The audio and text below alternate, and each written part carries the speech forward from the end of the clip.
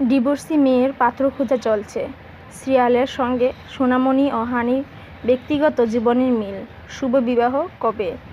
হানির বাফরা সোনামণি সাহার শুভ বিবাহ কবে?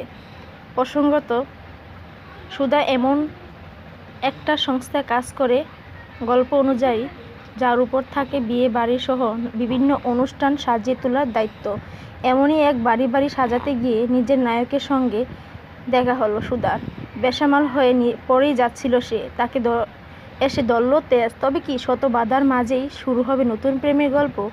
দেখতে হলে শীঘ্রই স্টার জলসায় সুধা ও তেজের গল্প নিয়ে আসছে শুভ বিবাহ।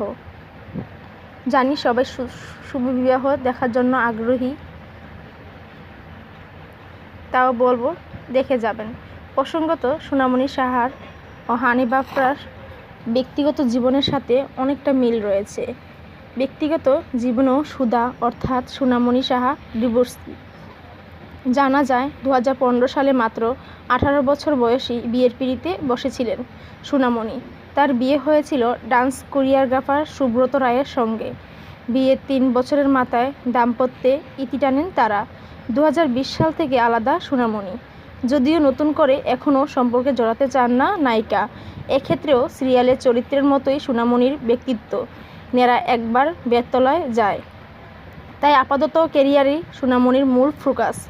অন্যদিকে এই ধারাবাহিকের নায়ক তেজ অর্থাৎ অভিনেতা হানি বাফরাও এত বছর ধরেও ইন্ডাস্ট্রিতে থাকলেও তার ব্যক্তিগত জীবন নিয়ে তিনি মুখ খুলতে নারাজ। দিদি নাম্বার ওয়ানে এসে নায়কের মা সুহাস বাফনার অভিযোগ ছিল তার ছেলে বিয়ে করতে চায় না।